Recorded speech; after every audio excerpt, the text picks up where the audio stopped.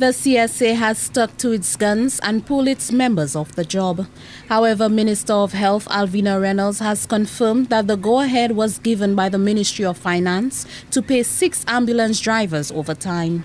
According to the CSA, ambulance drivers have not been paid overtime for 3 years now. As far as I know, the authorization has been given for the 6 drivers to get paid retroactive.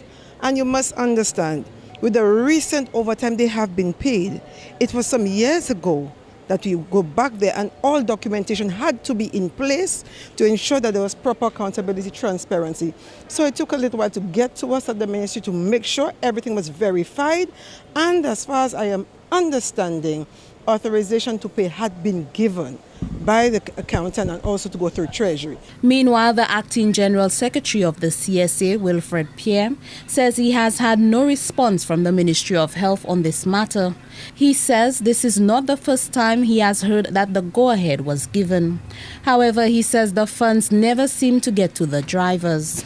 To be honest with you, from the information that I'm getting, is that they have given the authority to pay. The Ministry of Finance have given the authority to pay it. And it's a long time, but for some reason, it is not being paid. Now, they have to find out what the some reason is. But that is a situation that the workers cannot be just left. You see, when you work, you have to be paid, right? It is your obligation. In fact, it even is a breach of contract, really, to be called out to work. You have overtime. Overtime is not just a word, It is payment that is due to you for a service rendered. And the consideration is the payment, and they have not received that consideration at all. Minister Reynolds questions why the CSA would seek to cripple the sector by pulling workers off the job.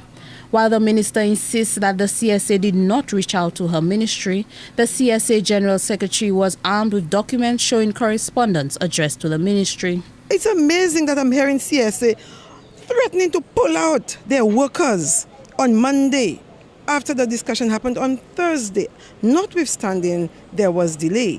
But I'm saying there is nothing written in the Ministry of Health indicating the decision of the CSA to the permanent secretary.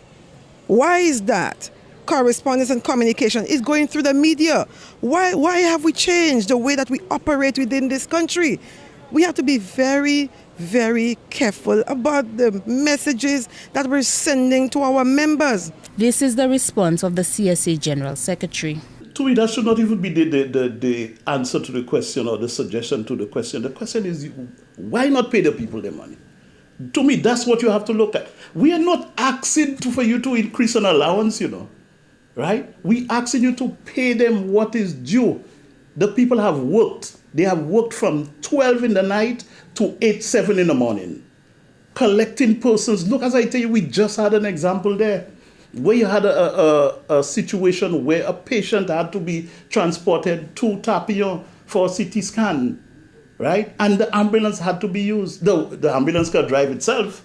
Pierre has made it clear that the strike will continue until the drivers are paid. Janelle Norville, NBC News.